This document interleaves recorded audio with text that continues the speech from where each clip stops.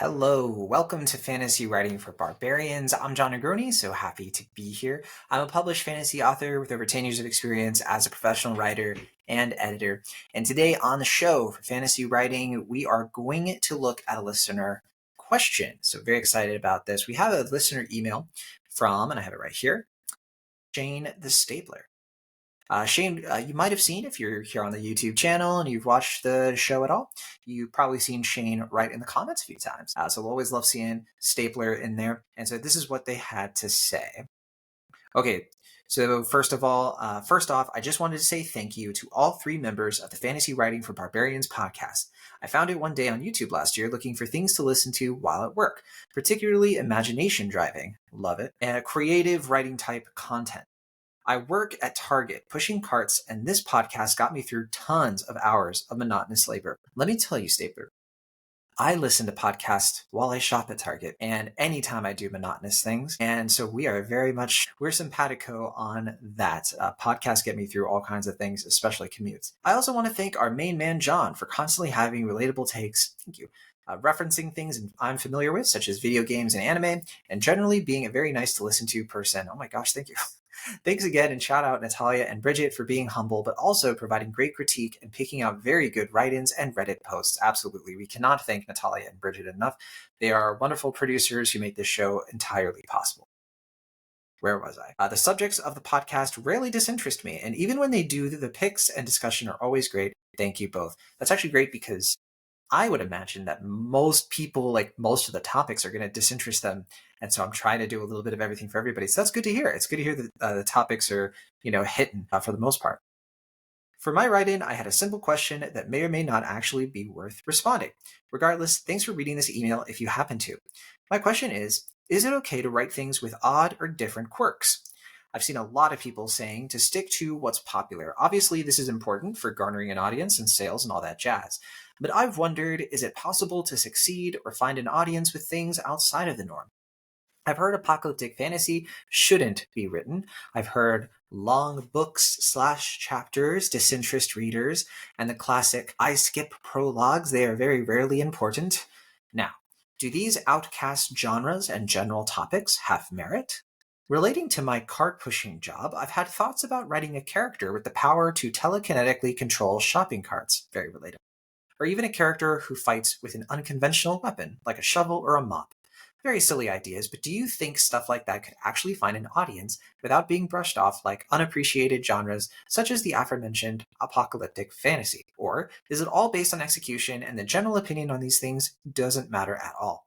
Thanks for reading, and thanks again. This is the only podcast I listen to, and I hope it goes on for a very long time. That's super nice to hear. And hey, look, there are other awesome podcasts that you can listen to as well that are in this vein. I'm not the only game in town, that's for sure. And, maybe I should name drop them one of these times. I'm not thinking of them on the spot. I know I've mentioned Brandon Sanderson's lectures. So, I would always say that those are worth a listen to. They're not podcasts, but they kind of work as podcasts. And they just, they're just very satisfying to listen to, especially if you are an author, and like just hearing one of the most successful fantasy writers talk about this stuff is a lot of fun, at least for me. It's a very nerdy thing to say, but yes, okay. Yes, thank you so much, Stapler. Really appreciate you listening to the show and all of your kind words. It genuinely means a lot that you are tuning in, that you're engaging with these kinds of questions, because this is exactly the kind of stuff that I love to discuss. It's why I do this sort of thing. I'm not a teacher kind of person, but my mother and my sister are teachers. And so I've been around that kind of thing all my life. And I just feel like maybe that's rubbed off on me. They're kind of teacher mentalities. But I shouldn't compare myself to a teacher because I would be a terrible one. I'm not going to lie. So, okay, your question. Your question is about whether odd or unconventional ideas can actually find an audience. It's a great question. And you're wondering too, like, should you stick with what's popular or what's unconventional? And, the answer, like with most things we talk about, like most things in writing, it really depends. I hate to couch that kind of non-committal answer, but it genuinely is the main answer, I guess. But I'll try to absolutely go further with it. I'll say that chasing trends doesn't work. Chasing trends in the sense of like, this is popular, so I'm going to write it because this is popular right now. It doesn't work mainly because if you are writing it just for that reason, it's going to come off that way. It's going to be phony. People are going to see right through it and be like, oh yeah, they're just writing a romantasy novel because romantasy is hot right now. It's not because they have an actual interest in the genre, or that they read the genre, or they have something interesting to say. They're just trying to make a buck. And that can really smell, it makes the pages smell. The books that truly resonate, that last, that really make it, they tend to find their niche audiences, and sometimes they even explode into unexpected popularity organically. It usually comes from authors writing what they genuinely care about, not what they think they will sell. It's not very much a hot take. I think a lot of people would agree with me on this. But the thing where I do push a little on this mentality is that there is a balance to strike here. I don't like it when people are saying, don't care about sales, don't care about marketability and audiences. No, you do have to care about that. If you are in this business to traditionally publish or even to self-publish, and your goal is for a lot of people to read it, for it to be successful in the sense that you shared your book out with the world. You mentioned ideas like apocalyptic fantasy not being marketable, at least right now, or people saying that very long books and prologues tend to turn readers off. I get it, because we did a whole thing about prologues, prologue episode, and we even had like a commenter on that episode kind of talk about like, I love prologues, and they were just being honest about it. When I see a prologue, like I'm excited to read it, and yeah, everybody's going to be a little bit different, right? Like, you're not going to please everybody and all that. In some cases, you're going to please some people who are hoping for your kind of quirky, unconventional thing, for all you know. And that said, some agents and publishers, they are going to shy away from certain things. That is the reality, right? Some of them are going to see prologues and they're not going to give you a fair shake. That's unfortunate. But those are always just generalizations. There are a lot who will. Always exceptions to these rules. The Poppy War. The Poppy War is a long book, much longer than you would expect a debut fantasy, right, to be published. Priory of the Orange Tree, even longer, and that's still found not just a publisher, but an audience, right? And when it comes to prologues, Song of Ice and Fire, the first Game of Thrones book, has a prologue. Lots of books have prologues. Lots of Sanderson books have prologues. And there have been plenty of successful books that bend genres in ways people claim don't work. Or, you will have an apocalyptic fantasy come out at a time when people are like, oh yeah, it's not selling, right? So the trick, and it's not even a trick, it's just the thing to know, is that meeting readers where they're at is your goal. Like, you want to meet readers where they're at while still offering something fresh. This is something I mentioned before in the podcast multiple times, and it applies here perfectly. If you are doing something that is outside of the norm, you absolutely should try to ground it in something familiar, right? Give readers a reason to trust you, earn that credibility, give them a way into the story that feels comfortable before you start pushing the boundaries, especially if you're a debut author. And a good example of this, one of the great examples, is Gideon the Ninth by Tamsin Muir.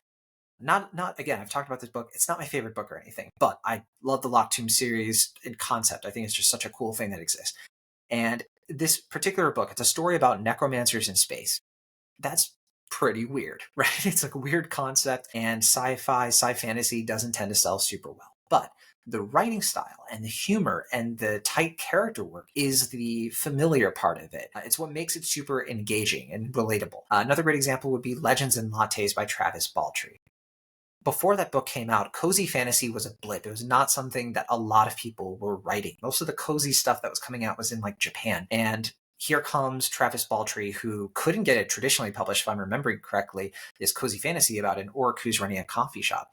It's such a weird premise, but the reason people took to it is because the slice of life structure of it was grounded in something super approachable. And it was an easy sell for people, especially at the time the book came out. It was coming out in the midst of pandemic life. People were still doing a lot of lockdowns and stuff, and a cozy fantasy, a kind of escape, is what people were craving. Nobody predicted that. When Travis Baldree,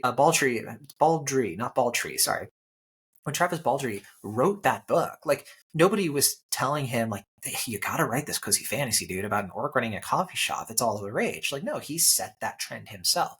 Now, it's a high expectation to put on yourself that you're going to set a trend or something, but it's not a bad idea to aim for that, especially if you have a couple of books under your belt and you are really starting to flex a little bit. You're starting to be like, all right, I'm getting more comfortable in this book writing thing. I'm going to maybe push my own boundaries a little bit. So you mentioned execution. Let's talk about that too, because execution, it's both everything and not everything at the same time. You gave the example of like, oh yeah, telekinetically controlling shopping carts. The truth is that something like this would be really, really tricky to pull off as a full novel. Definitely not impossible, just tricky. However, as a short story, That kind of thing could work beautifully. And I love short stories. Short stories are where you can go into a full experimental mode. You can test out wild ideas. You can see how people respond to them. It's so much easier to get feedback on a short story than a few chapters of a novel. It's less committal, right? A lot of people are much more willing to engage with your work if they feel like they're going to, get something like, they're going to get closure on it a little bit quicker. Even down to like if you share a poem with somebody's going to be more like, oh yeah, it's not going to take up a lot of my time. It's kind of similar to like TV shows versus movies. Like a lot of people will not watch a movie because they're like, oh, that's like 2 hours. But they'll watch an episode of a TV show, and next thing you know, they've watched 10 episodes of a TV show. It's all psychological, right? But that's the thing, is like the barrier to entry kind of just gets them into the door. And what's nice about that is you can get great feedback on your writing through a short story, and people can give you feedback that doesn't feel all or nothing. It doesn't feel like you have to change your entire approach to a story, or you have to change all this material that you wasted your time, or a ton of your time. You can be like, okay, that's interesting. Here's what worked about it. Here's what didn't. Maybe I can take that into the next story, right? And yeah, I think so many famous authors who are at least famous now, they started off with short stories, weird short stories before moving into novels. A lot of them, like Stephen King, still do both. The cool thing too about short stories is that they train you in discipline, right? Because in a short story, every word matters, especially if you're going for a certain word count. So I try to submit several stories a month, if not more. And a lot of the prompts that, or part of these submission calls is that you have a word count. I had one just the other day. It was like 2,000 words, and I was struggling. I was like, oh my gosh, like 2,000 words. I want to do a little bit more with it. I wanted to get it to 3,000 and I can't, but it's a good constraint for me to have, because then the pacing on my part has to be really tight, and it made the work better, actually. And for me too, like I had to struggle, to leave an impact in a very short amount of space. I love the advice that I've mentioned on the show before, that a short story shouldn't feel like the first chapter of a novel, and it shouldn't always feel like a compacted story just in a novel in fewer words. It should feel like the last chapter of a great novel. That's always been something that guides me with my short stories, and when I know that it's working or not. And yeah, if you want to explore something quirky, like a guy who's at work, who's doing their shopping cart job, and then all of a sudden they realize they can control it. There are so many cool concepts and stories and themes you can play around with. That this idea of like, what if something extraordinary happened in this mundane moment, and what if like it didn't change anything? You start asking questions, test it out. Like, okay, well, what is the story then? What happens next? And you can start going down that road. And because it's a short story, you don't have all this pressure to be like, oh my gosh, I have to outline like 10 chapters of this. What do I do? What's this person's life? It's a lot of work. It's almost too much work. But no, a short story can be an excellent testing ground to see if that idea has the legs that you're hoping it does. And then too, you can always expand short stories into novels if you feel like you have something there. I don't normally do this. My short stories typically just stay short stories. I've never expanded one, but that's okay. That could change tomorrow for all I know. But anyways, genre stuff too. I want to talk about that. So you mentioned like forbidden genres, outcast genres, I think was the word. And I would say like if you take anything from what I'm talking about and my answer to this question, please, please, please do not worry about what's popular in publishing right now. I know I already talked about this, but I really want to reemphasize. The reality is that no one knows what will be trending in a year or two. Agents don't know, publishers don't know, not even you, authors, the authors writing today's bestsellers, they don't know either. And a book that gets rejected today could be the perfect thing a few years from now. There are all kinds of stories out there about authors who are like, yeah, I wrote this book 10 years ago and like nobody cared, nobody wanted it. And then, all of a sudden a bunch of people started reading it on like a website that I put it on, and then it blew up and now I'm traditionally published. Sometimes it's just the wrong book at the wrong time, or the right book at the wrong time, I should say. And so, yeah, a book that gets rejected today could be the perfect thing a few years from now. Publishing is slow. If you chase a trend, by the time you finish writing and querying, the trend is over. You're like, oh my gosh, everybody wants to read romantasy vampires. You write a romantasy vampire. Let's say it takes you 5-6 months. Okay, great. That's quick for you. But then by the time you start querying it, agents are like, oh yeah, like 7 books came out this year that were romantasy vampires. Nobody wants to publish romantasy vampires now because the market's saturated. Now we're on to mermaids. You know what I mean? So you can't control that. You can't control what's going to be popular. So focus on what you can control. What you can control is writing the absolute best version of the story that you actually want to write. If it aligns with current market trends, awesome. If it doesn't, that's okay too. And in cases where you have a book that traditional publishing doesn't quite know how to market, that's when you can turn to self-publishing. It's a totally viable option, especially these days. More and more authors are finding success doing this, especially with stories that don't fit neatly into genre boxes. I was kind of working on this rundown for an episode that I want to do in the future, breaking down the top selling fantasy authors right now. One or two of them were self-publishing authors, and it really goes to show you, I mean, obviously, like, it's a high expectation to put on yourself to be like, and I'm going to be one of them, but it's just to show that there is room. It's a big room, right? And there are a lot of hallways in that house. I used room as a metaphor. Now I'm going to use house as a metaphor so I can do hallways. That's how my brain works. Whatever. My advice: write the thing that excites you, that gets you out of bed. If you want to test out weird, unconventional ideas that again excite you, then short stories are going to be your friend. They're going to be your asset. Yeah, they take a little bit of work. They take a little bit of doing, some education on them, but there's great resources. I love, helping people with their short stories myself. And if you want to write apocalyptic fantasy, do it. The only way to make a genre popular again is for writers like you to write the books that people are going to care about again.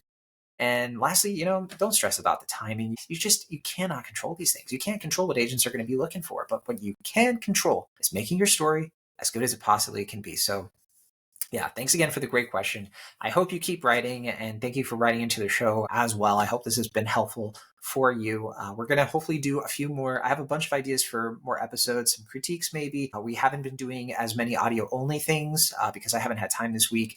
And I know producer Bridget Surdock has probably been chomping at the bit, of course, to chime in as well. So we can do some fact checking as well. But wanted to make sure I got to this listener question as well, because we're starting to get a backlog, which is really cool. It's awesome to see the show kind of starting to grow and grow a bit more, to the point where it's a little sad because I can't engage with everybody the way that I could a couple of months ago.